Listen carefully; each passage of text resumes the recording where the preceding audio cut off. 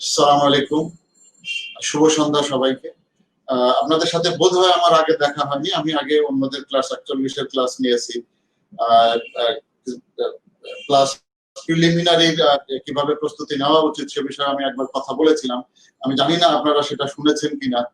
তবু আমি যদি শুনে থাকেন তাদের জন্য রিপিট হয়ে যাবে, যদি না শোনেন তাদের জন্য হয়তো কিছুটা উপকার হতে পারে। আমি একটু গ্লিমস দিয়ে দেই, একটু ধারণা দিয়ে দেই আপনাদেরকে যে কিভাবে প্রস্তুতি নেওয়া উচিত আন্তর্জাতিক বিষয়াবলীর উপরে। কত মার্কস কিভাবে আছে ওইদিকে আর আমি না গেলাম, যেহেতু সময় আমার হাতে খুবই কম। এই সময়ের ভিতরে শেষ করাটা এত বড় সিলেবাস ডিফিকাল্ট, বাট আমি ইম্পর্টেন্ট জায়গাগুলোতে কাজ করার চেষ্টা করছি। প্রথমে আমি যে কিছু অ্যাডভাইস আপনাদেরকে দিই যে কিভাবে প্রস্তুতি নেওয়া উচিত। একটা হলো যে কোচিং এর কাজ হলো আপনাকে গাইড দেওয়া। সুতরাং আপনি কোচিং এর উপরে একমাত্র কোচিং এর শীট বা কোচিং এ যেটা লেকচার দিল এটার উপরেই একমাত্র নির্ভর করবেন, এটা আমরা আশা করি না এবং আমরা জানি আপনারা সেটা করবেন না। আর যদি বইয়ের কথা বলেন যে আন্তর্জাতিক বিষয় এবং বিষয়াবলীতে বাজারে কি বই আছে, আমি সেখানে ক্ষমা চাইবো। আমি কোনো বইকেই রেকমেন্ড করবো না। বাজারে অনেক বই আছে, আপনারা যেটা ভালো মনে করেন সেটা আপনারা পড়বেন। একাধিক বইও অনেকে পড়ে। এর বাইরে গিয়ে যে সমস্ত জায়গাগুলোতে আপনারা তথ্য শেয়ার করতে পারেন সেরকম কয়েকটা জায়গা আমি বলে দিতে পারি। এটা খুবই সহজ। আর বেশিরভাগ প্রশ্নগুলো হয়তো জিওগ্রাফি বা হিস্ট্রি, ইন্টারন্যাশনাল অ্যাফেয়ার্স গুলোতে জিওগ্রাফি, হিস্ট্রি এই ধরনের যে কোশ্চেন গুলো আসে সেগুলো আপনারা সেগুলোর জন্য যেমন আপনাদের উইকিপিডিয়া আছে, উইকিপিডিয়া,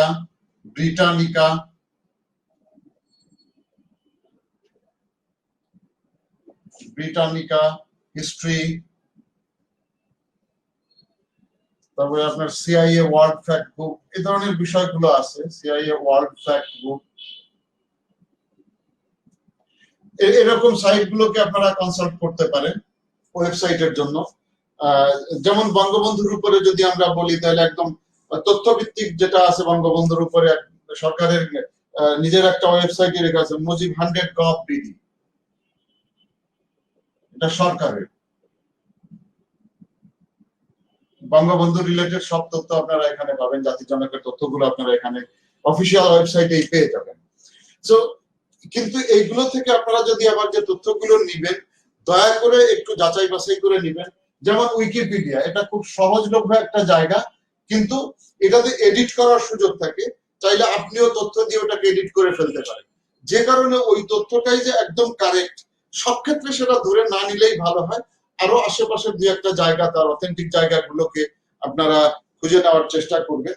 আর ক্লাসে আমরা যেগুলো আলাপ করছি এগুলা আপনারা তো নোট নিবেনই। একটা হলো যে আপনাদেরকে একটা শীট কর্তৃপক্ষ দিবেন, মার্চ ফরওয়ার্ড কর্তৃপক্ষ দিবেন। সেই শীটটা আপনারা অনেক প্রশ্ন সেখানে সুন্দরভাবে দেয়া আছে, জবাব দেয়া আছে, গত পুরোনো বছরের প্রশ্নগুলো কিছু দেওয়া আছে, সেগুলো আপনারা দেখবেন। সাথে সাথে শীটের বাইরে প্রচুর পরিমাণে পড়তে হবে। কোচিং এর উদ্দেশ্য হলো আপনাকে গাইড দেওয়া, কোচিং এর উদ্দেশ্য হলো আপনাকে একটা কম্পিটিশনের ভিতরে নিয়ে আসা, যেখানে অনেক আপনার মতো অনেক মেধাবীরা এখানে ক্লাস করছে। সুতরাং শুধু ক্লাস না, অনেক মেধাবীরা এখানে পার্টিসিপেট করছে পরীক্ষা দেওয়ার জন্য। যাদের ভিতরে একটা সুস্থ প্রতিযোগিতা তৈরি করে দেওয়াটাই কোচিং এর কাজ। পড়াশুনো মেধা আপনারটা আপনি ইউটিলাইজ করবেন, আপনার মেধা ইউটিলাইজ করে আপনি পড়াশুনো করবেন। পড়া পড়া পড়া, এর কোনো বিকল্প আর নাই। যে যতটুকু বেশি পড়তে পারি, যত ওয়াইডার সেন্সে আমি জ্ঞানকে আহরণ করতে পারি, আমার জন্য তত বেশি এটা উপকারী হবে। আর আপনাদেরকে আমার ক্লাসের ব্যাপারে আমি বলছি যে ঠিক যেহেতু এমন একটা সময় বা এমন একটা জায়গায় যে এখন যদি আপনারা প্রশ্ন করেন আমাকে, আমি আসলে কম্পিউটারের দিকে তাকায় তো ক্লাস নিতে পারি না। সুতরাং ওই প্রশ্নগুলো এখন দয়া করে কেউ করেন না। আমরা শেষ দিকে যে দেখি 2-4টা মিনিট যতটুকু সময় দিতে পারি, যদিও সময় খুব কম, 1 ঘন্টায় ক্লাস শেষ করা, দেখি কত দূর এগোনো যায়। সুতরাং প্রশ্ন এখন কেউ দয়া করে করেন না, আপনারা লিখে রাখেন আপনাদের যে প্রশ্নগুলো। আলোচনা শেষে আমরা একটা শর্ট টাইম দেওয়ার চেষ্টা করব, সেখানে গিয়ে আমরা আলোচনার বা প্রশ্নগুলো নেওয়ার চেষ্টা করব যতদূর পারি। এটা সত্য যে ভার্চুয়াল ক্লাস এবং প্র্যাকটিক্যাল ক্লাস একরকম হয় না, এটা সত্য কথা। বাট করোনার এই পরিস্থিতিতে এর চেয়ে ভালো কোনো সহজ পথ আর কোনো খুঁজেও পাওয়া যায় না। সুতরাং যখন যে অবস্থা আমাদের সেটার সাথেই মানিয়ে নিতে হয়। সো আমি বললাম যে আপনারা কোথা থেকে তথ্য নিতে পারেন, তথ্যগুলো ভেরিফাই করবেন এবং গত 20 বছরের যে প্রশ্ন, যত বেশি বছরের প্রশ্ন আপনারা কনসাল্ট করতে পারেন, ধরেন আপনারা 41তম বা 42তম পরীক্ষা দিবেন, আপনারা গত 20 বছরের প্রশ্ন দেখতে শুরু করেন, বা আরো যদি বেশি নিতে পারেন, এই প্রশ্নগুলো সব দেখেন, দেখবেন যে আপনার ওর ভিতরে একটা ধারণা চলে আসবে যে কোন ধরনের প্রশ্ন হয়ে থাকে। আর যেটা সমসাময়িক ইস্যু, এটা তো আপনি নিউজ পেপার, টেলিভিশনের খবর, এখান থেকে ছোট ছোট নোট নিয়ে রাখলে আপনি পেয়ে যাবেন। বাজারেও অনেক ধরনের গাইড রেগুলার বের হয়, যারা সাম্প্রতিক বিষয়গুলো নিয়ে ছোট ছোট প্রশ্ন আকারে পুস্তিকা বের করে, সেগুলোও হেল্পফুল হতে পারে আপনাদের জন্য যদি আপনারা নিজেরা আপডেট থাকেন। তো সেগুলো আপনারা দেখবেন। আমাদের ক্যান্ডিডেটদের একটা ভয়ের জায়গা আন্তর্জাতিক বিশ্ব বা আন্তর্জাতিক অ্যাফেয়ার্স, সেটার একটা কারণ, দুইটা কারণ আমি দেখি। একটা হলো যে ইংরেজি, আর একটা হলো যে আমরা ছোটবেলা থেকে যে লেখাপড়াটা করে আসছি সেখানে আন্তর্জাতিক বিষয়গুলো একটু কম ছিল। একদম ইউনিভার্সিটি পাশ করা পর্যন্ত আমরা বিজ্ঞান বিভাগে পড়ি বা আর্টসে পড়ি, কমার্সে পড়ি, মোটামুটি সাধারণ বিষয়গুলোকে আমরা পড়েছি, কিন্তু একদম এক্সক্লুসিভ যদি না হয়, যেমন আইআর, ইন্টারন্যাশনাল রিলেশনস বা পলিটিক্যাল সায়েন্স, এই ধরনের বিষয় যদি না হয়, তাহলে সীমিত জায়গাগুলোতে আন্তর্জাতিক ইস্যুগুলোকে আলাপ করা হয়ে থাকে। এই জন্য যেহেতু খুব কম জায়গায় এটা আলাপ করা হয়ে থাকে, এই জন্য আমাদের একটা ভীতি, এটা পড়াশোনা কম হয়। ইভেন আমরা যখন নিউজ পেপার পড়ি, তখন সেই নিউজ পেপারে আন্তর্জাতিক যে বিষয়গুলো, এগুলো অনেকেই উল্টে চলে যায়। ইন্টারেস্ট থাকে আমার দেশের ভিতরের খবরগুলোতে বেশি। এই সমস্ত কারণে কিছুটা ভয় থাকে। বাট আমি আপনাদেরকে বলছি নিঃসন্দেহে যে দেখেন, আমি সায়েন্স ব্যাকগ্রাউন্ডের ছাত্র, আমি লেখাপড়া করেছি, আমি 1985 ব্যাচ ইঞ্জিনিয়ারিং এ। তো আমিও বিজ্ঞান গ্রুপেরই ছাত্র ছিলাম, কিন্তু যেহেতু আমি ফরেন অ্যাফেয়ার্স পছন্দ দিয়েছিলাম, আমি পড়াশোনা করেছি। আর আপনারা ফরেন অ্যাফেয়ার্স কেউ পছন্দ দেন বা না দেন, আপনাকে প্রিলিমিনারি, রিটেন, এগুলোতে একটা ফেস করতেই হবে। সুতরাং এখানে ভালো করাই আপনার জন্য জরুরি। সো আপনি যদি এটার উপরে নজর রাখেন, খারাপ হবে না। এবং আন্তর্জাতিক ইস্যুগুলো রিয়েলি গল্প, পিওর গল্প, আপনারা এটাকে ভয়ই পাবেন না। পাক্কা গল্প আকারে শোনেন, বলেন, দেখেন, মনে থাকবে আপনাদের জন্য। আমি যে ঘটনাগুলোকে বলার চেষ্টা করব, যদিও আমি ডিটেলে যেতে পারবো না, ডিটেলে যেতে পারলে মনে রাখা সহজ হতো, তারপরেও আমি যতটুকু চেষ্টা করি কিছুটা গল্পের আকারে আমি বলার চেষ্টা করব, বা সহজ আকারে বলা যায় কিনা আমি সেটা চেষ্টা করে দিব। আরেকটা হলো যেটা ইংরেজিতে, যেহেতু আন্তর্জাতিক ইস্যুগুলোকে বুঝতে হলে বেশিরভাগ ক্ষেত্রেই আমাদের যে বাংলাদেশি নিউজ পেপার গুলো মাশাআল্লাহ খুবই ভালো লেখেন ওনারা, সাথে সাথে যদি আরো ভালো বুঝতে হয় তাহলে আমাদেরকে কিছু আন্তর্জাতিক পেপার পত্রিকা দেখার প্রয়োজন হয়ে পড়ে। সেই ক্ষেত্রে আপনারা অনলাইনেও দেখতে পারেন।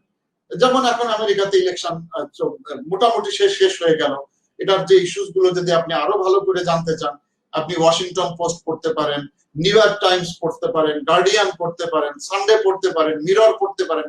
সো এগুলো দেখলে তখন আপনার জন্য আরো সহজ হয়ে আসবে। এগুলো অনলাইনেই পাওয়া যায়, যেহেতু যতটুকু আমার দরকার। ইংরেজি বোঝার ক্ষেত্রে প্র্যাকটিসের কোনো বিকল্প নাই। নিজেরা ইংরেজি বলা শুরু করেন, নিজেদের ভিতরে দেখবেন খুলে আসবে কথাগুলো। আর ইংরেজির জন্য আপাতত যেটা আপনাদের আমার চেয়ে আপনারা ভালো জানেন যে বিভিন্ন ওয়েবসাইট আছে, যেখানে গিয়ে আপনি ওই যে সাইটটাকে চাচ্ছেন ওই সাইটটা ইংরেজিতে থাকলেও আপনি বাংলায় ট্রান্সলেট করে নিতে পারেন। যদিও এটা এক্স্যাক্টলি হবে না, তারপরেও মোটামুটি বোঝার মতন হবে। গুগল ট্রান্সলেশনে যদি ফুল পেজটাকে ট্রান্সলেট করেন, এটা একটা ধারণা হয়তো আপনি পাবেন, সরাসরি আপনি ওখানে ট্রান্সলেশন পাবেন বলে আমার মনে হয় না। তারপরে একটা ধারণা আপনি পেয়ে যাবেন, বা আপনাদের আরো ভালো সাইট জানা আছে। সো এভাবে আপনারা প্রস্তুতি নিতে থাকেন। আর আমি এখন যেগুলো আলোচনা করব, এই শীটে যেগুলো আছে ওগুলো তো আছেই, আমি ওগুলোর অ্যাডিশনাল অতিরিক্ত কিছু আলাপ করতে চাই, যেটা আপনাদের জন্য কাজে লাগবে বলে আমি মনে করি। কারণ শীটে যেগুলো দেওয়া আছে ওগুলো আপনারা পড়লে এমনিই পারবেন, ওইগুলো আলাপ করে আমি সময় নষ্ট করতে চাচ্ছি না। ওর অতিরিক্ত কিছু, এবং যে অতিরিক্ত কিছু আমি আপনাদেরকে আলাপ করতে চাচ্ছি, মাস ফরওয়ার্ডের কাছে আমার এই অতিরিক্ত কিছু বিষয়গুলো দিয়ে দেওয়া আছে, ওনাদের কাছ থেকে আপনারা চেয়ে নেবেন, অথবা যদি আপনারা আমাকে মেসেজ করেন আমি চেষ্টা করব সেখানে দিয়ে দিতে। আমি ফেসবুকে খুব একটা অ্যাক্টিভ না, অনেকে আমাকে ফেসবুকে ফ্রেন্ড রিকোয়েস্ট পাঠান, আমি দুঃখিত, আসলে এই বিষয়টাতে আমার ঠিক অত বেশি আমি পারঙ্গম না, যে কারণে ফেসবুকে খুব একটা আসা হয় না।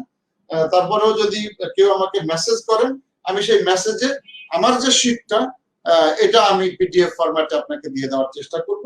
আর অল্টারনেটিভ তো বললাম যে আপনারা মার্চ ফরওয়ার্ড থেকে আমার কপিটা দেয়া আছে ওনাদের কাছে, আপনারা সেখান থেকে নিয়ে নিতে পারেন। আমরা এখন মূল জায়গাগুলোতে চলে যাই, যে আমাদের টপিক আজকে যেটা আছে মার্চ ফরওয়ার্ডের প্রিলিমিনারি ক্লাস দ্বিতীয় সেশন 2, যেটা লেকচার 2। এটার ভিতরে তো অনেক বড়, আমি কিছু কিছু আলোচনা করতে চেষ্টা করব, যদিও বিস্তারিততে যেতে পারবো না, লম্বা সময় হলে বিস্তারিত আলোচনা করা সম্ভব হতো। আমি যেমন ইন্ডিয়া আলাপ করতে চাই একটু, তারপরে আপনার ইসরায়েল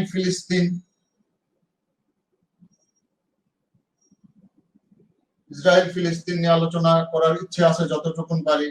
এরপরে সময় পেলে আমি চায়নাকে নিয়ে আলাপ করব, যদি এরপরে আরো ভালো সময় পাই দেন আমি সিরিয়া, এখন কারেন্ট ইস্যু, এখান থেকে প্রশ্ন হয়ে থাকে, সিরিয়াতে আমি যেতে পারি। বা এখন সাইপ্রাস নিয়ে কথা হচ্ছে, সাইপ্রাস নিয়ে আলাপ করা যেতে পারে, সাইপ্রাস, দেন নাগর্নো কারাবাখ, এই জায়গাগুলোতে আমরা আলাপ করতে পারি। বাট আমি জানি যে আসলে এই দিকে সময় পাবো না, সুতরাং আমার ওই দিক দিয়েই শেষ করে ফেলতে হবে। এটা তো আসলে ধারণা দেওয়া, প্রশ্ন কি হবে তো আমি জানি না, জাস্ট আপনাদেরকে সাথে শেয়ার করা, অতিরিক্ত কিছু তথ্য আপনাদেরকে দেওয়ার চেষ্টা করা। আচ্ছা, এখন আমরা কিছু অ্যাডিশনাল ইনফরমেশন আমরা দেই যেগুলো শীতের বাইরে আছে, যেমন 7 সিস্টার্স। এটা এই ফরম্যাটের বাইরে আমি আলাপ করছি, এই ফরম্যাটে আমি পরে যাব। 7 সিস্টার্স নামটা কোথা থেকে আসলো? ইন্ডিয়ার যে 7টা অঙ্গরাজ্য আমাদের সীমানা প্রাচীর ঘিরেই আমরা বলতে পারি, এই 7টা অঙ্গরাজ্য জানুয়ারি 1972 সালে, জানুয়ারি 1972, এই সময় ইন্ডিয়ান সিভিল সার্ভিসের আইসিএস অফিসার, ইন্ডিয়ান সিভিল সার্ভিসের অফিসার আইএএস জ্যোতিপ্রসাদ সাইক্য,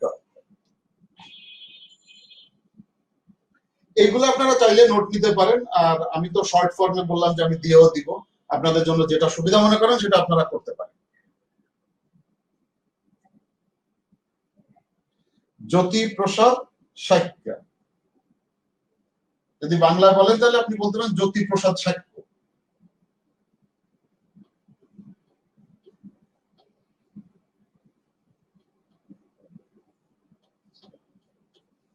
জ্যোতিপ্রসাদ সাইক্য, উনি ইন্ডিয়ান সিভিল সার্ভিসের অফিসার। 1972 কোন একটা রেডিও প্রোগ্রামে উনি প্রথমে এই ওইখানকার যে টপোগ্রাফি বা জিওগ্রাফি যেটাই বলেন, পাহাড়ি অঞ্চল, ট্রাইব বেশি, একই ধরনের প্রায় যথেষ্ট মিল তাদের ভিতরে রয়ে গেছে, এইটার উপরে ভিত্তি করে একই ধরনের যেহেতু এই 7টা রাজ্যের চেহারা, এই কারণে উনি এটাকে প্রথম 7 বোন হিসাবে, 7 সিস্টার্স হিসাবে নিজে উল্লেখ করেন।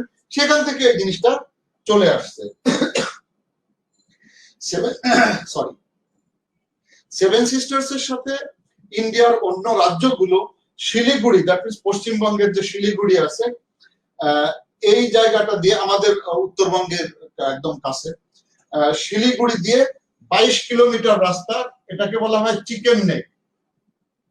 চিকেন নেক আমরা বলে থাকি এই জায়গাটাকে, মুরগির গলার মতো কানেক্টিং পয়েন্ট। ওই কানেক্টিং এই 22 কিলোমিটার রাস্তা দিয়ে এই 7টা রাজ্য ইন্ডিয়ার অন্য রাজ্যগুলোর সাথে সংযুক্ত।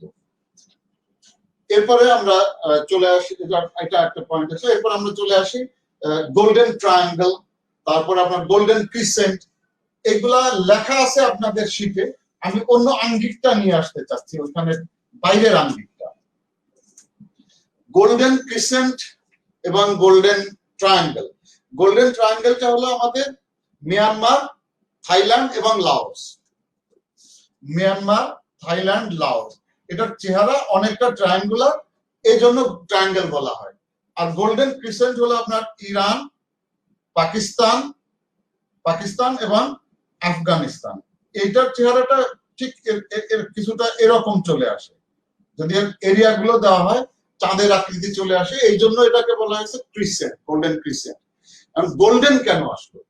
গোল্ডেন নামটা মূলত সিআই এর দেওয়া, আমেরিকান সিআই এর দেওয়া। এর মূল কারণ হলো এই দুইটা জায়গায় অপিয়াম চাষ সবচেয়ে বেশি হয় এবং অবৈধ অপিয়ামের ব্যবসা এখানে বেশি, এই জায়গাগুলো বা রুট হিসাবে যেমন বাংলাদেশকে অনেক ক্ষেত্রে ব্যবহার করা হয়ে থাকে। আমাদের তো একদিকে হলো গোল্ডেন ক্রিসেন্ট, একদিকে হলো গোল্ডেন ট্রায়াঙ্গেল। সো আমরা খুব ভালনারেবল একটা জায়গাতে রয়ে গেছি। মাদক পাচারের রুট হিসাবে আমাদের দেশকে অনেক ক্ষেত্রে ব্যবহার করে দুষ্কৃতিকারীরা। সো এনিওয়ে সিআইএ এই নামটা দিয়ে থাকে, এবং গোল্ডেন ওই মাদকের কারণেই একটা ক্রিটিসাইজ মূলক শব্দ হিসাবে গোল্ডেন নামটা নিয়ে আসা হয়েছে। যেমন আমাদের গ্রেটার কুষ্টিয়াতে বোধহয় 26টার মতো গ্রাম আছে, আপনারা সেটাকে গোল্ডেন ভিলেজ বলতে পারেন, যেখানে উইডের চাষ হয়ে থাকে, দ্যাট মিনস আপনার গাঁজার চাষ হয়ে থাকে।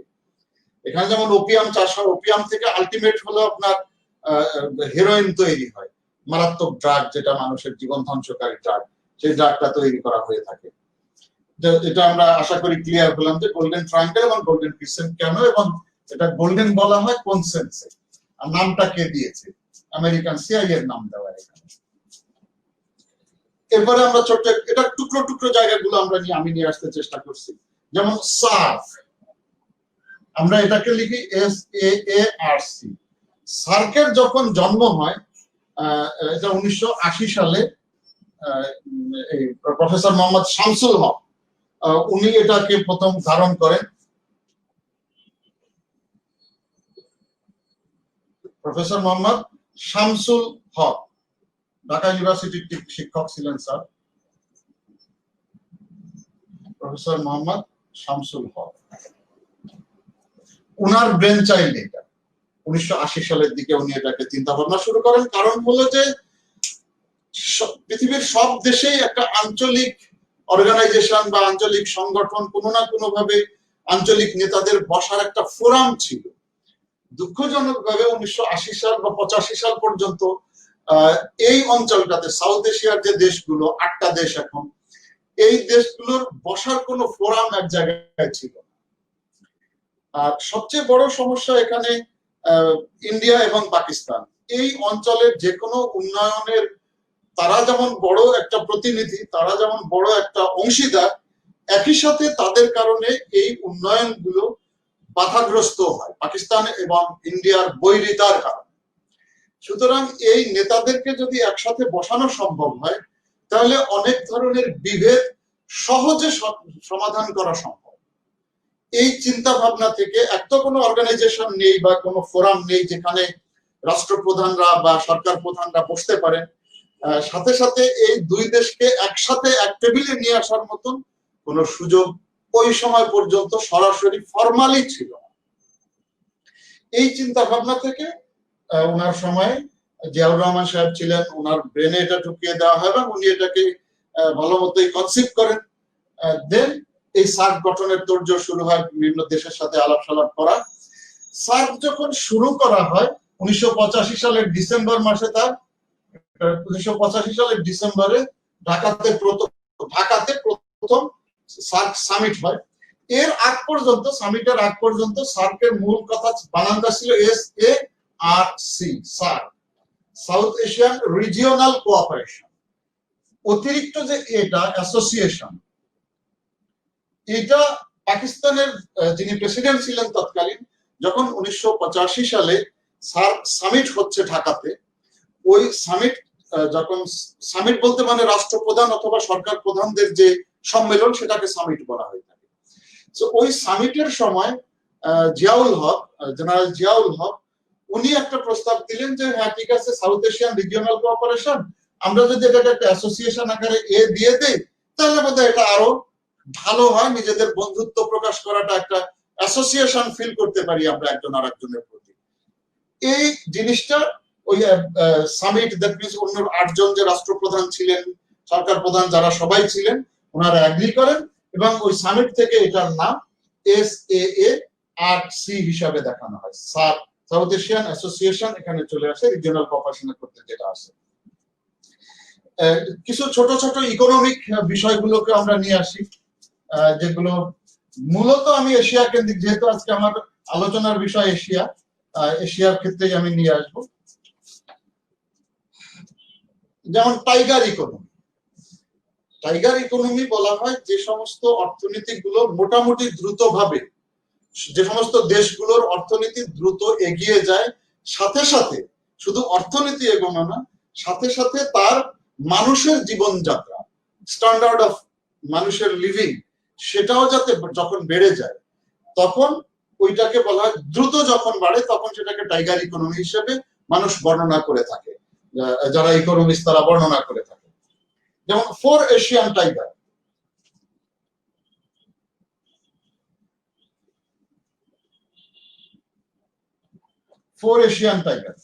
এই এশিয়ান টাইগার বলে 4টা দেশকে বোঝানো হয় আমাদের।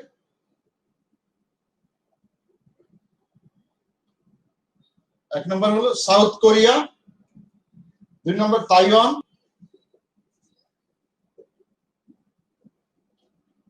3 নম্বর হংকং,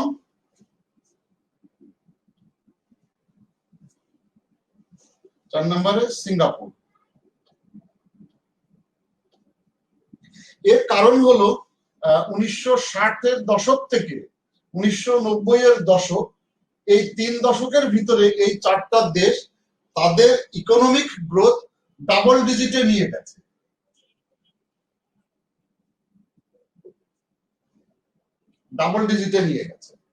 এই জন্য তাদেরকে এই নামে ডাকা হয়েছে যে 4 এশিয়ান টাইগার্স হিসেবে ডাকা হয়েছে। এবং এরা যে পদ্ধতিতে এগিয়েছে, এই 4টা দেশ যে পদ্ধতিতে এগিয়েছে, ঠিক তাদের মডেলকে ফলো করে আরো কয়েকটা দেশ, আমাদের এশিয়ার আরো যে কয়েকটা দেশ, যেমন ইন্দোনেশিয়া, মালয়েশিয়া, থাইল্যান্ড, ভিয়েতনাম এবং ফিলিপাইন্স। ইন্দোনেশিয়া আমি আসলে লিখতে চাচ্ছি না, কারণ লিখতে গেলে আমি সময় ওদিকে কভার করতে পারবো না, আপনাদের সাথে আরো অনেক কিছু আলাপ করার ইচ্ছে আছে। ইন্দোনেশিয়া, এদেরকে বলা হয় টাইগার কাব। এই 5টা দেশ, কাব মানে শাবক, টাইগার শাবক এই জন্য বলা হয় যে তারা ওই যে 4 টাইগার, তাদের দেওয়া যে মডেল, সেই মডেল ফলো করে তারা এই সময়টাতে অর্থনৈতিকভাবে এগিয়ে চলে এসেছে। এনিওয়ে, এই টাইগার কাব হিসেবে ইন্দোনেশিয়া, মালয়েশিয়া,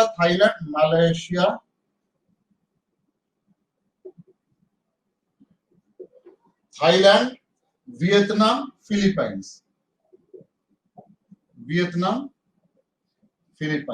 ফিলিপাইন্সের আগে দি ফিলিপাইন্স লাগানো হয়। এই 5টা দেশ 4টা দেশকে তাদের মডেল ফলো করে এগিয়ে আছে, এই জন্য এদেরকে বলা হয় টাইগার কাব ইকোনমি,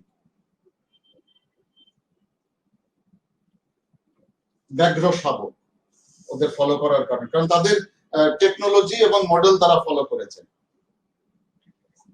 এরপরে আমরা দেখি যে 6 এশিয়ান ইগলস, তার মানে তারা ছো মেরে একেবারে উঠে আসছে ইগলের গতিতে। এটা এশিয়ান, এই জন্য এটা নিয়ে আসছে 6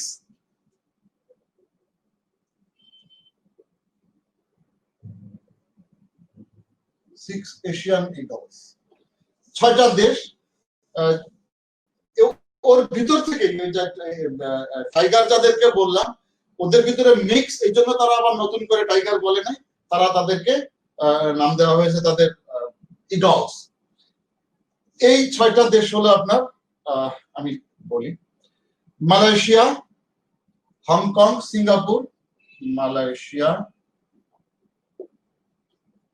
হংকং,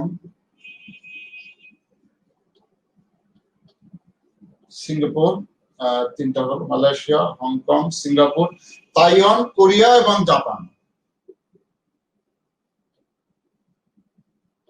কোরিয়া বলতে আমরা অবশ্যই দক্ষিণ কোরিয়াকে বোঝাবো। ইকোনমিক ক্ষেত্রে তো উত্তর কোরিয়া আসতে পারে নাই, হলো জাপান। এই 6টা দেশ। তো এই জন্য দেখেন যেগুলো বলছিলাম যে ওরা ওই 60 to 90s এর দশকে টাইগার হিসাবে ছিল, পরবর্তীতে এরা আবার বিশেষ করে আরেকটা টাইম স্প্যান যখন বাড়িয়ে দেখানো হয়েছে, এই টাইম স্প্যানটাকে বলা হয় 50 থেকে 90 পর্যন্ত, এই দশকগুলোতে এটা এক্সটেন্ড করাতে এই নাম তারা দিয়েছে 6 এশিয়ান ইগলস। এ ধরনের আরো আপনারা পাবেন, যদি আমরা এশিয়ার বাইরে যাই তাও আপনারা পাবেন। যেমন মঙ্গোলিয়া, এটাকে বলা হয় উলফ ইকোনমি।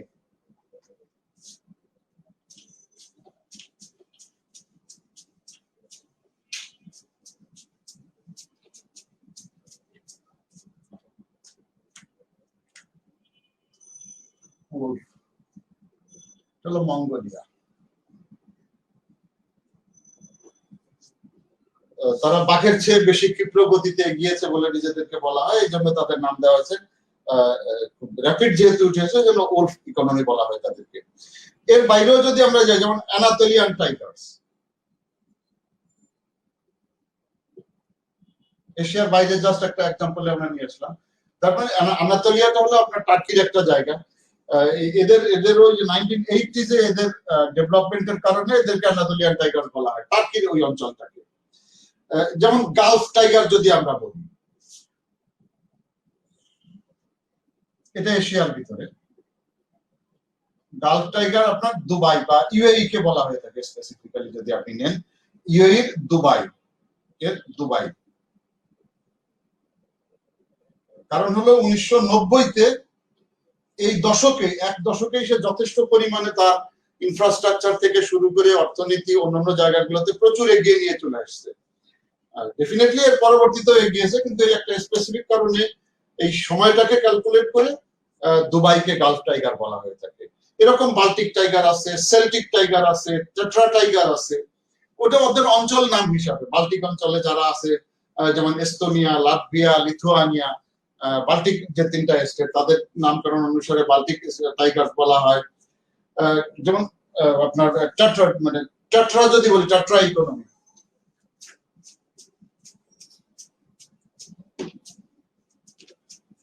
স্লোভাকিয়ার ইকোনমিতে যে টাট্রাটা হলো আপনার স্লোভাকিয়ার একটা পাহাড়ের নাম টাট্রা।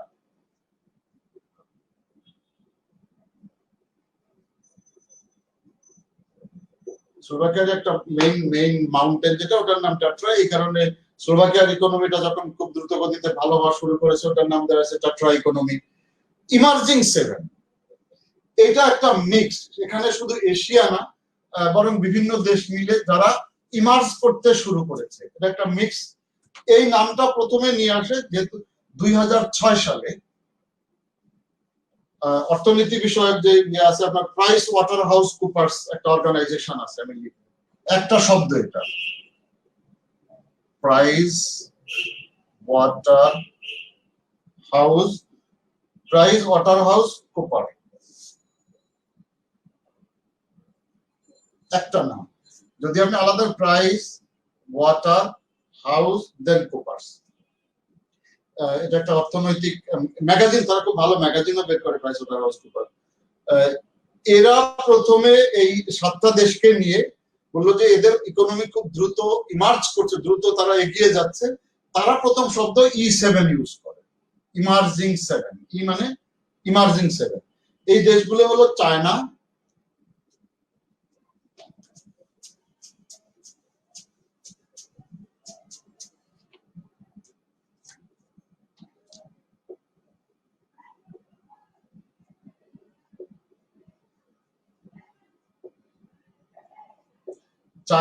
India, Brazil, Mexico. তার মানে পুরো বিশ্বের মানে সব জায়গাতেই এরা, সব দেশগুলো আছে। মেক্সিকো, রাশিয়া, ইন্দোনেশিয়া,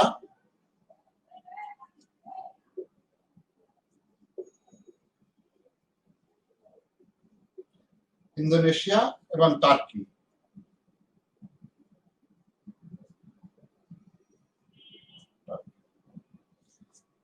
এই 7টা দেশ, এদেরকে ইমার্জিং 7 হিসেবে প্রাইস ওয়াটার হাউস কুপার্স, তারা এটা, তার দুজন ইকোনমিস্ট, ইনফ্যাক্ট দুজন ইকোনমিক্স এটার নাম দিয়েছিলেন। যদি আপনাদের নাম দুটো প্রয়োজন হয় আমি সেটাও লিখে দিতে পারি। জন হক্সওয়ার্থ একজন ছিলেন, এই 7টা দেশের নাম যারা প্রাইস ওয়াটার হাউস কুপার্সের দুইজন অর্থনীতিবিদ, একজন হলো জন হক্সওয়ার্থ,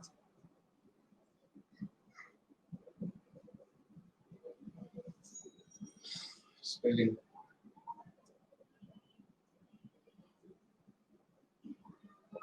তিনি একজন, আর একজন ছিলেন গর্ডন কুকসন।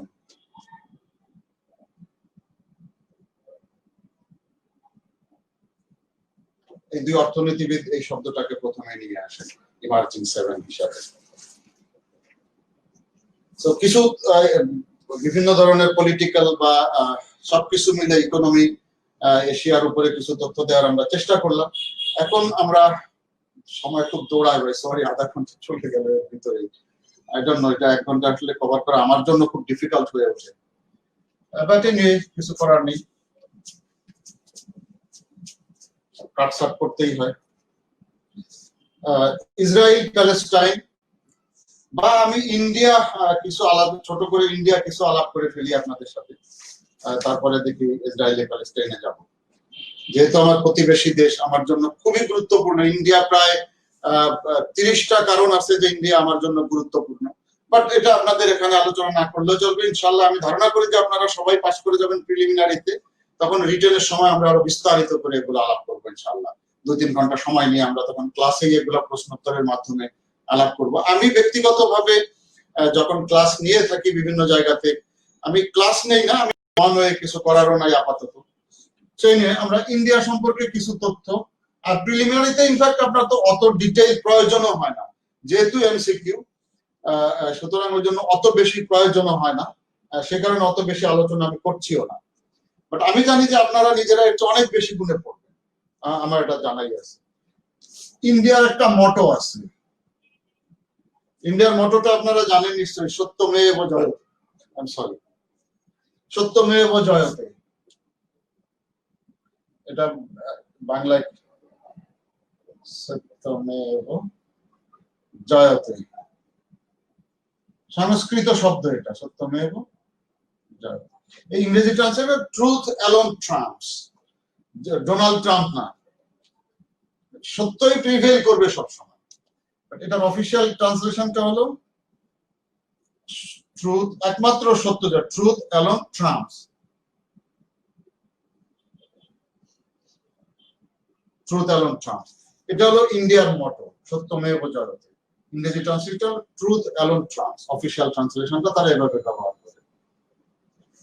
ইন্ডিয়ার সংসদ দ্বিকক্ষ বিশিষ্ট আমরা জানি, যেখানে লোকসভা এবং রাজ্যসভা দুইটা চেম্বার আছে।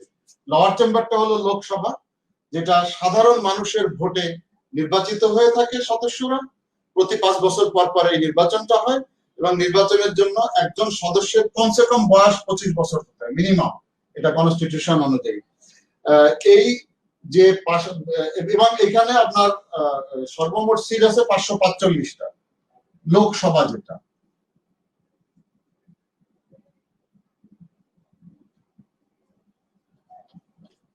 আমাদের যেমন এমপি সাহেবরা, ওনারাও এখানে 545টা সিট আছে, যেটা সাধারণত সেন্সাস অনুযায়ী জনসংখ্যার উপরে ভিত্তি করে কনস্টিটিউশন, ইন্ডিয়ান কনস্টিটিউশনে যেভাবে ডাইরেক্টিভ দেওয়া আছে, সেই ডাইরেক্টিভ অনুযায়ী ভাগ করে করে দেওয়া আছে একটা কনস্টিটিউশনকে, যে এখান থেকে এতটুকু, বাংলাদেশে যেমন দেওয়া আছে ওরকম, এখান থেকে এতটুকু মিলে একটা কনস্টিটিউয়েন্সি, এটা একটা কনস্টিটিউয়েন্সি, এরকম 545 জন মেম্বার সরাসরি জনগণের ভোটে নির্বাচিত হয়, এবং এনারা 5 বছরের জন্য, এই লোকসভায় 5 বছরের জন্য ওনারা নির্বাচিত হয়ে থাকেন।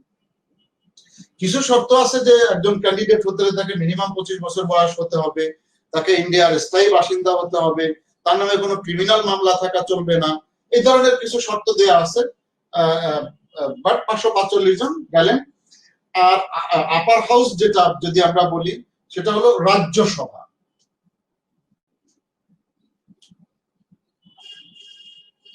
রাজ্যসভা, রাজ্যসভার ভিতরে আপনার 245টা সিট আছে। এটা সদস্য হইতে হলে 30 বছর মিনিমাম বয়স হতে হয়। এটা আপার চেম্বার আমরা বলি, এটা লোয়ার চেম্বার, এটা আপার চেম্বার, দুইটা, লোয়ার চেম্বার এবং এটা আপার চেম্বার, রাজ্যসভা। এটার নির্বাচনটা করে রাজ্যের যে সংসদগুলো আমরা যদি বলি, প্রত্যেকটা রাজ্যে একটা করে পার্লামেন্ট আছে, প্রাদেশিক পার্লামেন্ট যেটাকে আমরা বলি। ওই পার্লামেন্ট বা ওই রাজ্যের পার্লামেন্ট তারা ভোট দিয়ে এখানকার সদস্যকে নির্বাচিত করে। এই জায়গা আবার এটা একটু মিক্সড পদ্ধতি। যেমন আমেরিকাতে আমরা যদি বলি সিনেট, সিনেটে প্রত্যেক রাজ্যে 2 জন করে সদস্য হবে। এটা লোক সংখ্যা কম থাকুক, বেশি থাকুক, বড় থাকুক, ছোট থাকুক, কিছু আসে যায় না, এটা তারা ফলো করে না, এরকম না। আচ্ছা, আবার যেমন হাউস অফ রিপ্রেজেন্টেটিভের সদস্য যদি আমরা বলি, তখন আপনার লোক সংখ্যার উপরে ভিত্তি করে, পপুলেশনের উপরে ভিত্তি করে এটা ঠিক করে আমেরিকা, যেটা এই 545 জনের ক্ষেত্রে সত্য। এখানে সেটাও করা হয় না। এই দুইটার একটা মিক্সড কনস্টিটিউশন একটা ফর্মুলা এক ধরনের দেয়া আছে। সেই মিক্স যে কিছু আপনার লোক, কিছু পপুলেশন বা সেন্সাসের উপরে, কিছু সেখানকার রাজ্যের লোকজন হিসাবে একটা মিক্সড ফর্মুলার উপরে ভিত্তি করে প্রত্যেক রাজ্যের কিছু সংখ্যা থাকে, ভোট থাকে, সেই ভোট অনুযায়ী এই রাজ্যসভার লোকজন বা রাজ্যসভার সদস্যরা বা আপার হাউসের সদস্যরা নির্বাচিত হয়ে থাকে। এইখানকার রাজ্যসভায় যারা থাকেন ওনারা এটা 5 বছরের জন্য নির্বাচিত হন, ইনারা 6 বছরের জন্য নির্বাচিত হয়ে থাকেন।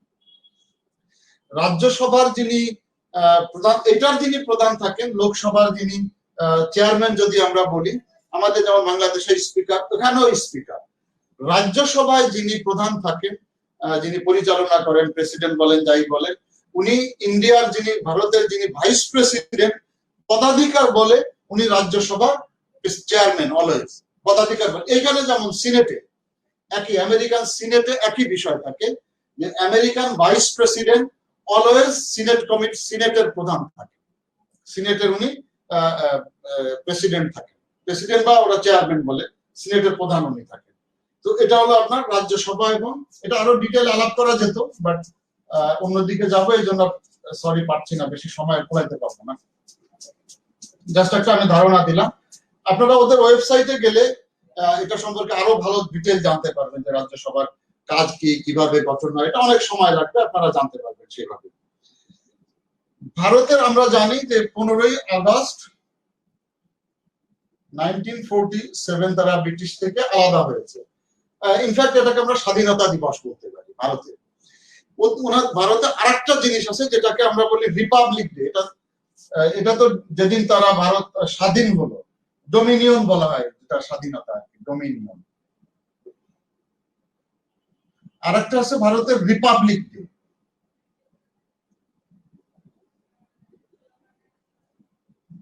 রিপাবলিক ডেটা হলো যেদিন ভারতকে রিপাবলিক ঘোষণা করা হলো, কনস্টিটিউশন হলো, রিপাবলিক ঘোষণা করা হলো, সেই দিনটাকে বলা হয় রিপাবলিক ডে। ভারতের দুইটা দিনই সবসময় উদযাপন করে থাকে। এটা হলো 26 জানুয়ারি, প্রতি বছর 26 জানুয়ারিতে। শুরুটা হয়েছিল 6 জানুয়ারি 1950-তে, 1950 সালে প্রথম এটা শুরু করা হয় রিপাবলিক ডে হিসাবে 26 জানুয়ারি। এখনো ভারত পালন করে থাকে, এটা খুব ধুমধামের সাথে জোরে সোরে এটা ওনারা পালন করে থাকে।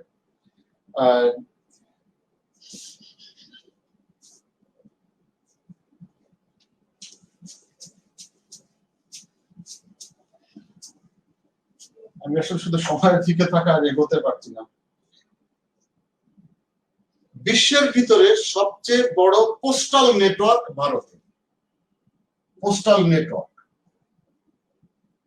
আপনারা হয়তো অনেকেই জানেন এটা, তারপরে শর্ট কোশ্চেন হিসাবে যেহেতু আপনাদের পরীক্ষা হবে, এটা থাকতেও পারে এই ধরনের প্রশ্নগুলো। যেহেতু আমার চোখের সামনে এসছে, এই জন্য আমি নোট করে রেখেছি যে পৃথিবীর সবচেয়ে বড় পোস্টাল নেটওয়ার্কটা ইন্ডিয়াতে আছে। প্রায় 22টা ল্যাঙ্গুয়েজ আছে, 22টা ভাষা স্বীকৃত ভারতে। এই ভাষায় তারা কথা বলতে পারে, লিখতে পারে, অফিসিয়ালি কমিউনিকেট করতে পারে। আর 234টার মতো ভাষা আছে যাতে ভারতের মানুষ কথা বলে থাকে। এত ডাইভার্স একটা কান্ট্রি, এত বিশাল বড় বটেই, সাথে সাথে খুব তার cultural diversity, language diversity, food diversity, clothing diversity, religious diversity, huge diversity তার সব জায়গায় আছে। তাহলে একটা বড় প্রমাণ হলো যে 234টা ভাষায় ভারতের মানুষ বিভিন্ন জায়গায় কথা বলে থাকে, যার ভিতরে 22টা ভাষা একদম কনস্টিটিউশন স্বীকৃত রয়েছে। ভারতে আগে 29টা রাজ্য ছিল, এখন 28টা হয়ে গেছে। 28টা কেন হলো ভাই? সামনে থাকলে আমি আপনাদের কাছে জানতে চাইতাম। 28টা হলো কারণ কাশ্মীরকে তো এটা ইউনিয়ন টেরিটরি ঘোষণা করা হয়েছে, এই জন্য 28টা রাজ্য। এবং আগে ছিল 29টা প্লাস 7টা ছিল আপনার ইউনিয়ন টেরিটরি। রাজ্য না, ইউনিয়ন টেরিটরি। ইউনিয়ন টেরিটরি গুলো হলো সাধারণত কেন্দ্রের শাসনের ভিতরে থাকে, কেন্দ্রের সাথে সংযুক্ত, কেন্দ্র শাসনের। কিন্তু এই প্রদেশগুলো তাদের নিজস্ব সব ব্যবস্থা থাকে, আদার দ্যান কিছু ফাইন্যান্সিয়াল বিষয় এবং মিলিটারি বিষয়, পররাষ্ট্র বা ডিপ্লোম্যাটিক বিষয়, এই কয়েকটা জিনিস মূলত বাদ দিয়ে অর্থনীতি, পররাষ্ট্রনীতি, মিলিটারি, এই নীতিগুলো বাদ দিয়ে বেশিরভাগ ক্ষেত্রেই তারা এক ধরনের স্বাধীনতা ভোগ করে থাকে। কিন্তু এই 7টা ইউনিয়ন, যেটা আগে ছিল 29টা স্টেট এবং 7টা ইউনিয়ন, এই স্টেট তো স্টেটে 7টা ইউনিয়ন কেন্দ্রের উপরে ভর করে চলতো, কেন্দ্র যেভাবে চালায় ওখানে গভর্নর থাকে সেভাবে পরিচালিত হয়। এখন এটা 29টা কাশ্মীরটা যেহেতু এটা ইউনিয়ন টেরিটরি করে দেওয়া হয়েছে, এখন দাঁড়িয়েছে 28টা স্টেট এবং 8টা ইউনিয়ন টেরিটরি। একটা ইউনিয়ন টেরিটরি বেড়ে গিয়েছে, একটা স্টেট কমে গিয়েছে। স্টেট হিসাবে যদি আমরা বলি, সর্বশেষ স্টেটটা হলো আপনার তেলেঙ্গানা, যেটা রাজধানী হায়দ্রাবাদ।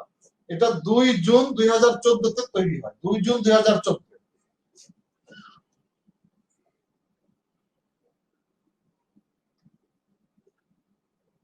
সর্বশ্রেষ্ঠ হলো তেলেঙ্গানা,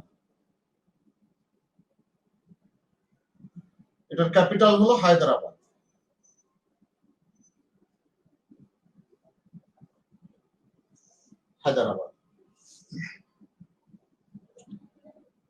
ভারতের দুইটা, একটা হলো ন্যাশনাল অ্যানথেম আর একটা হলো ন্যাশনাল সং, দুটোই ভারতে আছে।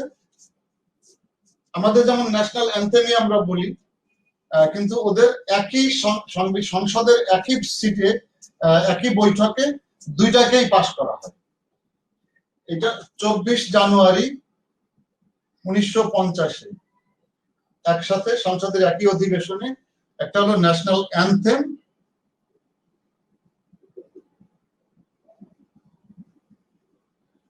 আর একটা হলো ন্যাশনাল সং। আমরা এক ধরনের সৌভাগ্য এখানে ফিল করতেই পারি, এই দুটোরই রচয়িতা হলেন আমাদের বাঙালি।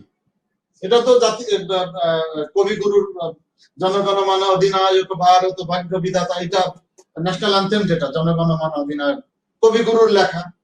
ন্যাশনাল সংটাও আমাদের বঙ্কিম বাবুর লেখা, যেটা উনি 1882 সালে আনন্দ মঠ, আপনারা অনেকেই পড়ে থাকবেন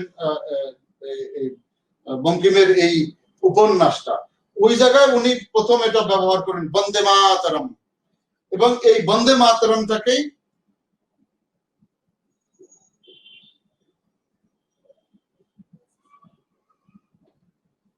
একটা আন্দোলনের সূত্র হিসাবে এটাকে নিয়ে আসে, এখনো এটা করা হয়। যাই হোক, আনন্দ মঠ যারা পড়েছেন তারাই বন্দে মাতরমের ইতিহাসটা জানেন।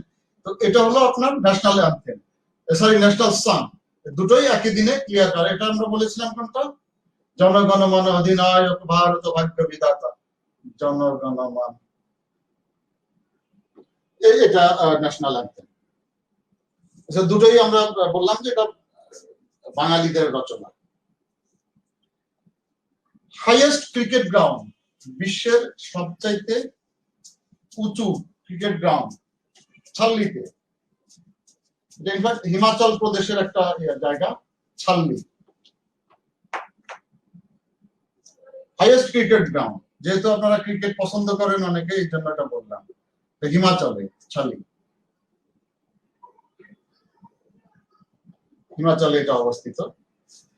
একটা জায়গায় কনফিউশনে অনেকে চলে আসে, তার আগে আমি আরেকটু যে একটা ছেলে, যেমন পাই, যারা সায়েন্সের তারা জানে 3.14 ড্যাশ, এই পাইয়ের মানটা ইন্ডিয়ান একজন প্রথমে ক্যালকুলেট করে, ওনার নাম হলো বুধায়ানা।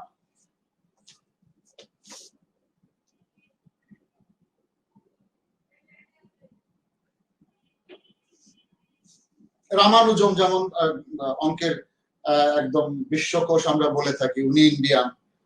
তারপরে শকুন্তলা দেবী, লাইভ ক্যালকুলেটর বলা হতো ওনাকে, কিছুদিন আগে মারা গিয়েছেন, ওনার কন্যা এখনো বেঁচে আছে, শকুন্তলা দেবী। তো উনিও ম্যাথমেটিশিয়ান ছিলেন। তো ম্যাথমেটিক্স এর দিকে আমরা বরং বলতে পারি যে ইন্ডিয়া আমাদেরকে অনেক কিছু দিয়েছে, ডেফিনেটলি আমরা তাদের একসময় অঙ্গ ছিলাম, ব্রিটিশের সময় তাদের অংশ আমরা ছিলাম। এবং ভারতটা পৃথিবীর ভিতরে সংখ্যার, লোক সংখ্যার অনুপাতে second speaking country, second highest speaking country. তার মানে সংখ্যায়, লোক সংখ্যার অনুপাতে ভারতের লোকজন বিশ্বের সবচেয়ে দ্বিতীয় অবস্থানে আছে ইংরেজিতে কথা বলার দিক দিয়ে। এখন আমরা যে একটা কন্ট্রোভার্সিয়াল জায়গায়, এটা নিয়ে কন্ট্রোভার্সিয়াল ঠিক না, আমি কন্ট্রোভার্সিয়াল মনে করি না, অনেকে বিভিন্ন রকম বলে থাকে, এই জন্য আমি বললাম যে বিশ্বের প্রথম বিশ্ববিদ্যালয়, first university in the world.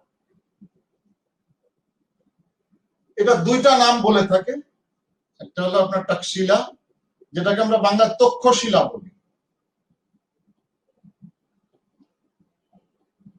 একটা হলো আপনার নালন্দা, নালন্দা বিশ্ববিদ্যালয়। কেউ কেউ বলে নালন্দা প্রথম, কেউ কেউ বলে তক্ষশিলা প্রথম। আমি মনে করি নালন্দা কোনোভাবেই প্রথম না। তক্ষশিলা বা তক্ষশিলা ইউনিভার্সিটি যেটা, এটা ভারতের প্রথম বিশ্ববিদ্যালয়। এটার কারণটা হলো আমি বলে দিই। তক্ষশিলা সিটি যেটা, এটা পাঞ্জাবে, পাকিস্তানের পাঞ্জাবে এটা পড়েছে এখনকার সময়, আর নালন্দা পড়েছে তো ইন্ডিয়ার বিহারে। সো এনিওয়ে, যেমন চাণক্য উনি চন্দ্রগুপ্ত মৌর্যের সময় তার ওস্তাদ ছিলেন, তার মন্ত্রিসভার সদস্য ছিলেন। কি বলে আপনার অর্থশাস্ত্র নামে যে বইটা, সেটাও তিনি লিখেছিলেন, যেখানে ডিপ্লোম্যাসিকে প্রথম উনি এই অঞ্চলে ডিফাইন করেন। চাণক্য, ওনার জন্ম 3rd সেঞ্চুরি এবং 4th সেঞ্চুরি বিসি। আমি জানি না আপনাদের সাথে আলাপ হয়েছে কিনা, আসলে অনেকগুলো ব্যাচের সাথে ইন্টারঅ্যাক্ট হতে আমি অনেক সময় গুলিয়ে ফেলি। এনিওয়ে, বিসিই এখনকার সময় আমরা যেমন, এটা আমরা আসবো যে তক্ষশিলা না নালন্দা, এটা আমরা আসবো দেখি। বিসিই তার মানে হলো, এটা সিই হলো আমরা যেটা এডি আগে বলতাম, অ্যানো ডোমিনি, খ্রিস্টের মৃত্যুর পরে, সেটাকে এখন বলা হয় সিই, কমন এরা অথবা ক্রিশ্চিয়ান এরা, দুই নামেই রাখা হয়, কমন এরা বা ক্রিশ্চিয়ান এরা। আর যেটা আমরা আগে বিসি বলতাম, ওটাকে জাস্ট এখন বিসিই, বিফোর দ্য ক্রিশ্চিয়ান এরা, বিফোর দ্য কমন এরা, দুই নামেই ডাকা হয়ে থাকে এটা। এখন আমরা আসি নালন্দা ইউনিভার্সিটি। আমরা যদি দেখি নালন্দা, এটার প্রতিষ্ঠাকাল মোটামুটি আপনার 3rd বা 4th সেঞ্চুরি সিই তে নালন্দা ইউনিভার্সিটি। মোটামুটি এই সময়টাতে যে গুপ্ত রাজ্য যখন, গুপ্ত সাম্রাজ্য যখন ভারতকে শাসন করছিল, সেই সময়টাতে চন্দ্রগুপ্ত মৌর্য না, দুইটা কিন্তু দুইজন চন্দ্রগুপ্ত মৌর্য এইখানে বিসিই তে। এখন নালন্দা যেটা, এটা গুপ্ত এম্পায়ারের যিনি প্রথম রাজা ছিলেন, চন্দ্রগুপ্ত, তার ছেলে ছিলেন সমুদ্রগুপ্ত।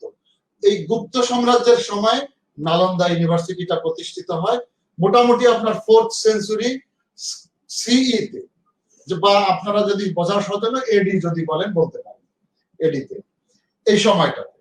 ওয়ারাস তক্ষশিলা যে সিটিটা বা তক্ষশিলা যে শহরটা, সেটা খুব ফ্লারিশ করে 1000 বিসিই তে। এই সময়টা ফ্লারিশ করে এই শহরটা, এবং এই তক্ষশিলা বিশ্ববিদ্যালয়টা 700 বিসিই তে প্রতিষ্ঠিত হয়।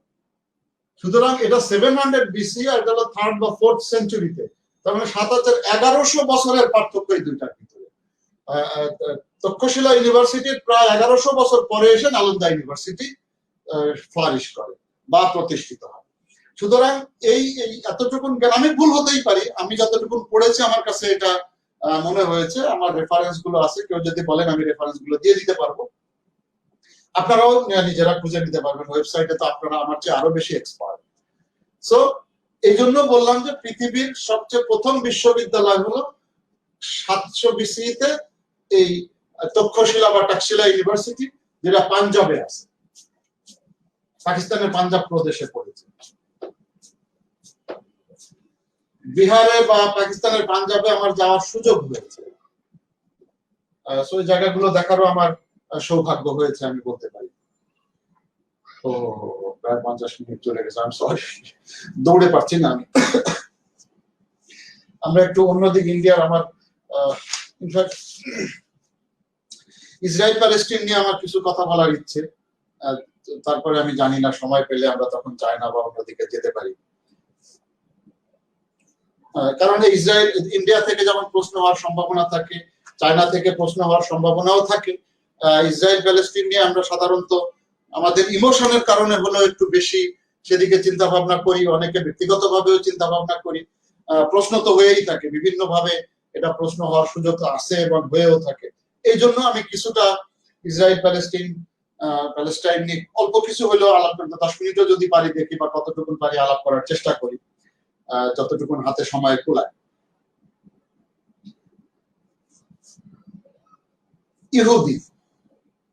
ইহুদি ধর্মের উৎপত্তি কোথায়?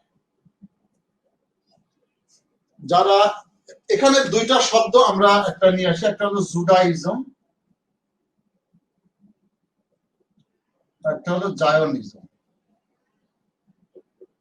এই জায়নিজমের প্রবক্তা হলো থিওডর হার্টজগ, যিনি 18 শতাব্দীর একদম শেষ দিকে আন্দোলনটা শুরু করেছিলেন। এটা এক ধরনের সন্ত্রাসী আন্দোলন, ধর্মের নামে একটা সন্ত্রাসী আন্দোলন। বাট এই জায়নিজমের সম্পর্কে থিওডর হার্টজগ কবে কোথায় এটা আপনাদের শীটে দেওয়া আছে, এই জন্য আমি এটাতে ওই সন তারিখ গুলো আলাপ করতে চাইনি। তো জায়নিজমটা হলো আপনার সন্ত্রাসবাদ, তার মানে ইসরায়েল আমাদের ভূমি, এটা আমাদেরকে দিতে হবে, ওটা মানে ইহুদিদের জায়গা, জিউদের জায়গা। আর জুডাইজমটা হলো ইনফ্যাক্ট এটা ধর্ম আমরা বলতে পারি, তার চেয়ে বড় হলো একটা গোষ্ঠী। এটা সো গোষ্ঠী ভিত্তিক ধর্ম বরং আমরা জুডাইজমকে বলতে পারি। এটা আসছে কিভাবে? আমরা যারা মুসলমান তারা যদি বলি ইব্রাহিম আলাইহিস সালাম বা আব্রাহাম, আমি লিখে দিই এই স্টেপ গুলো আমি লিখে দিই। তো আমরা এখন থেকে জুডাইজম এবং জায়নিজমকে মিলিয়ে ফেলবো। ইংরেজিতে বা তারা যেটা বলে আব্রাহাম, আমরা বলি ইব্রাহিম আলাইহিস সালাম। ইব্রাহিম আলাইহিস সালামের ছেলে ইসহাক আলাইহিস সালাম, ওনার দুই ছেলের একটা ইসহাক, এটা তাদের ভাষায় বলে তারা আইজাক। তার ছেলে জ্যাকব, আমরা বলি ইয়াকুব আলাইহিস সালাম।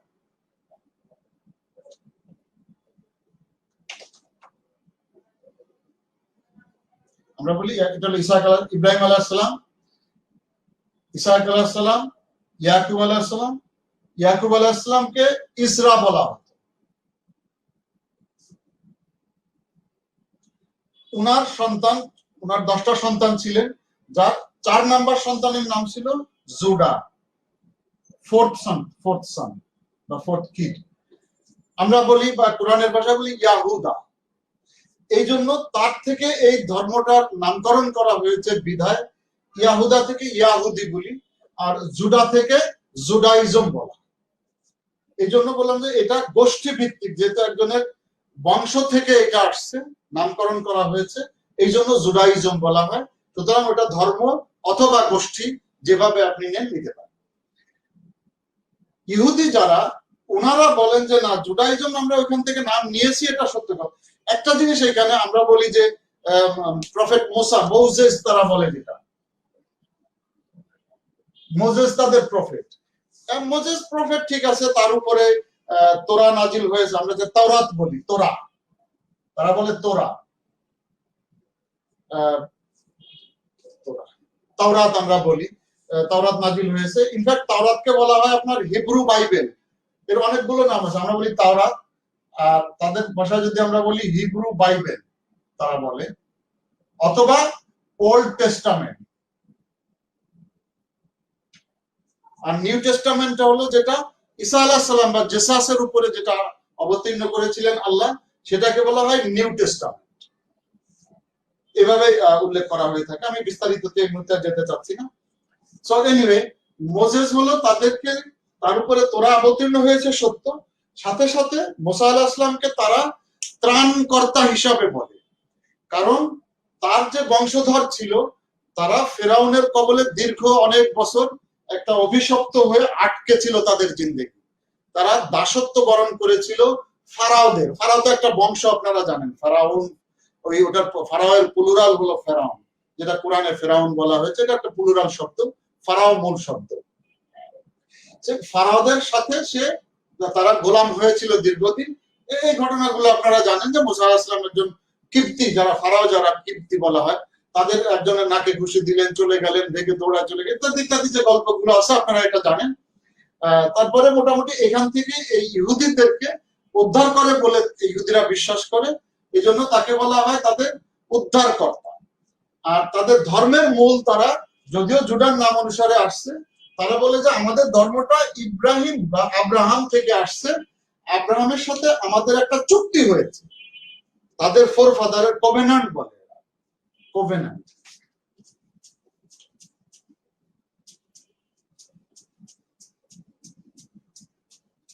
চুক্তি।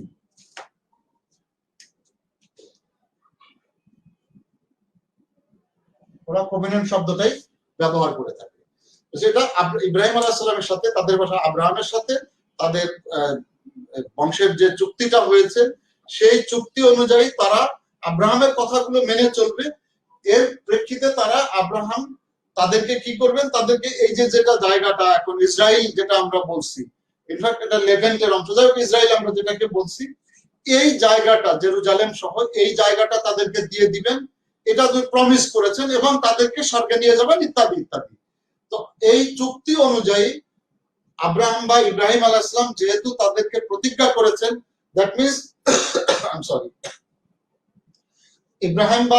আব্রাহাম বা ইব্রাহিম আলাইহিস সালামের মাধ্যমে আল্লাহ চুক্তি করেছেন ইহুদিদের সাথে যে ওই জায়গাটা পবিত্র জায়গা তোমাদেরকে দিয়ে দেওয়া হবে। এই জন্য এটাকে বলা হয় প্রমিসড ল্যান্ড, যেটা বাইবেলেও আছে প্রমিসড ল্যান্ড। এবং আপনারা দেখবেন যে ডেভিড, সলোমন টেম্পলটা ইসরায়েলে আছে, জেরুজালেমে সলোমন টেম্পল আছে। সুলাইমান আলাইহিস সালাম আমরা যেটা বলি, দাউদ আলাইহিস সালামের বেটা সুলাইমান আলাইহিস সালাম। ডেভিড, তারা বলে ডেভিড, আমরা বলে দাউদ, তারা বলে সলোমন, আমরা বলি সুলাইমান আলাইহিস সালাম কোরআনের ভাষায়। সো এনিওয়ে, এই যেমন 1000 বিসিতে এই সময় দাউদ আলাইহিস সালামের সময় ছিল, ডেভিড তারা বলে। এই সময় ইসরায়েলের বা জেরুজালেমে দাউদ আলাইহিস সালামের রাজত্ব ছিল। তারপরে তার ছেলে সলোমন আলাইহিস সালামের রাজত্ব আসছে, এবং সলোমন আলাইহিস সালাম এই জায়গায় এই জেরুজালেমে একটা টেম্পলও করেছেন ইহুদিদের জন্য। তো এই হিস্ট্রি গুলো তারা নিয়ে আসবেন। ইতিহাস যদি আপনারা দেখেন, বিশাল ইতিহাস আছে, অনেক বইও এটার উপরে পাওয়া যায়। আপনারা দেখতে পাবেন যে ওই জায়গাগুলো আসলে ইহুদিরাই ছিল। বিভিন্ন সময়ে বিভিন্ন কারণে তাদেরকে তাড়ানো হয়েছে। মুসলমানরা তাদেরকে আগে তাড়ায় নাই কখনোই, বরং তাদেরকে তাদের কৃতকর্মের জন্য অন্যান্য যারা ধর্মাবলম্বী, ইভেন গ্রিক ধর্ম যদি আমরা বলি, গ্রিক মাইথোলজি এই লেভেন্ট অঞ্চল বা ইসরায়েলের এই অঞ্চল থেকেই উৎপত্তি হয়েছে। আমরা যখন ইউরোপ যদি পড়ি তখন আমি এটা আলাপ করব।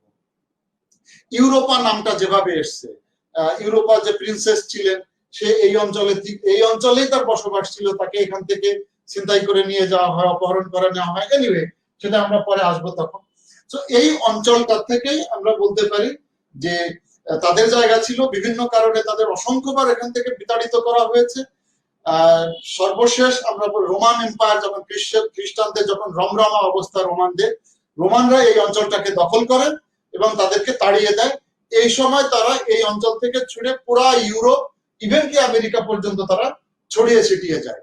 তো তখন থেকে এটা তাদের ভূমি হিসাবে তারা উদ্ধারের চেষ্টা সবসময় করে গেছে। মুসলমানদের হাতেও জেরুজালেম দুইবার হয়েছে। একবার ওমর রাদিয়াল্লাহু তাআলা আনহুর সময়, আর একবার আপনার ওই যে টার্কিশ সালাউদ্দিন আইয়ুবী, ওনার সময় একবার, দুইবারই জেরুজালেম বিজয় মুসলমানরা করেছে, কিন্তু সেটা শান্তিপূর্ণ ছিল। প্রথম যেটা ওমর রাদিয়াল্লাহু তাআলা একদম শান্তিপূর্ণ ছিল, তাদের কাছে জেরুজালেমের চাবি দিয়ে দেওয়া হয়েছে, উটের উপরে যাওয়ার কাহিনী আপনারা জানেন, অধিকার নাই বা গেলাম।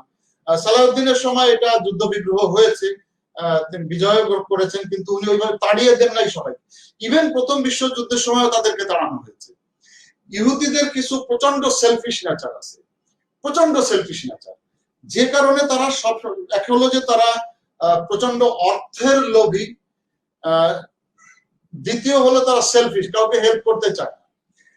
আপনারা যদি এই যে ভেনিসের যে ব্যবসায়িক গল্প পড়ে থাকেন, তো সেখানেও এই চিত্রটাকেই নিয়ে আসা হয়েছে, ওই ইহুদি ভদ্রলোকের, যে কিভাবে সে মাংস কেটে দেওয়ার বিচারটা তাকে করতে হয়েছে। তো ইহুদিদের এই ইতিহাসগুলো, ব্যাংক সিস্টেম, যেমন ব্যাংক সিস্টেম ইহুদিদের দ্বারা তৈরি হয়েছে। পৃথিবীর এখনো সমস্ত সম্পদের বড় অংশ, মেজরিটি, এই মাইনরিটি ইহুদি গ্রুপদের হাতে এখনো। তো এটা সবসময় ছিল, এখনো তাদের ভিতরে আছে। এবং এটাই একটা বড় কারণ তাদেরকে যে বার্লিনে, জার্মানিতে যে হিটলার পুড়িয়ে দিয়েছিল, প্রায় ওখানে 6 মিলিয়ন ইহুদিকে গ্যাস চেম্বারে পুড়িয়ে দেওয়া হয়েছিল। তার একটা বড় কারণ ছিল তাদের সেলফিশনেস। যখন জার্মানি রিপারেশন দিতেছে, ক্ষতিপূরণ দিয়ে যাচ্ছে তাদের প্রথম বিশ্বযুদ্ধের কারণে, এই সময় তারা বেশ মোজ মেরে তারা জার্মানির পয়সা দিয়ে বড় বড় গাড়ি চড়তেছে, আরামে থাকতেছে, পিৎজা বার্গার খেয়ে বেড়াচ্ছে, অথচ জার্মানির নিজস্ব মানুষজন তখন এই ক্ষতিপূরণ দিতে গিয়ে, প্রথম বিশ্বযুদ্ধের কারণে যে ক্ষতি হয়েছে পৃথিবী মানে লিগ অফ নেশনস এর চাপে এবং অন্যান্য বিশ্বের দেশগুলোর চাপে এই ক্ষতিপূরণ তাকে বয়ে নিয়ে বেড়াতে হয়েছে, তারা অভাবে পড়েছে।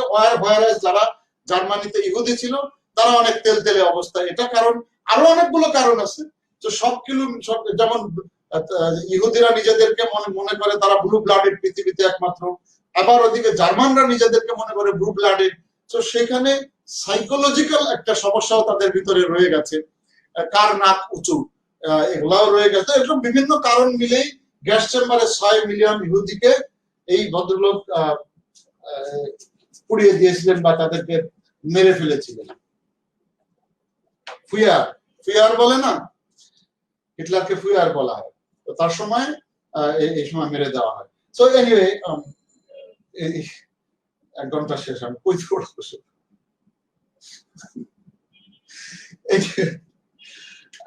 আমি দু একটা নাম শুধু আমি দেখেন, ইসরায়েলের প্রথম লেডি প্রাইম মিনিস্টার ছিলেন গোল্ডা মেয়ার। উনি ইউক্রেনের অধিবাসী ছিলেন, ইউক্রেনের।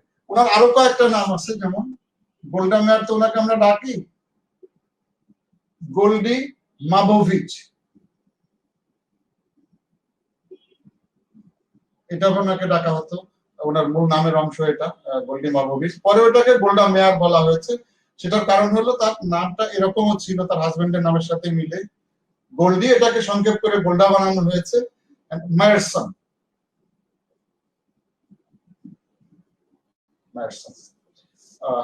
এনিওয়ে, সো যাই হোক, ফাইনালি তো আমরা জানি যে British foreign minister Arthur Balfour, উনি 1917 সালে রানীর পক্ষ থেকে, এটারও একটা পলিটিক্যাল কারণ ছিল, এটা একটা বড় পলিটিক্যাল কারণ, যে বেলফুর ঘোষণা। আসলে এটা বেলফুর ঘোষণা হওয়ার কোনো কারণ আমি বুঝি না, কারণ এটা রানীর ঘোষণা ছিল। বেলফুর, উনি যেহেতু ফরেন মিনিস্টার ছিলেন, উনি এটা কনভে করেছিলেন।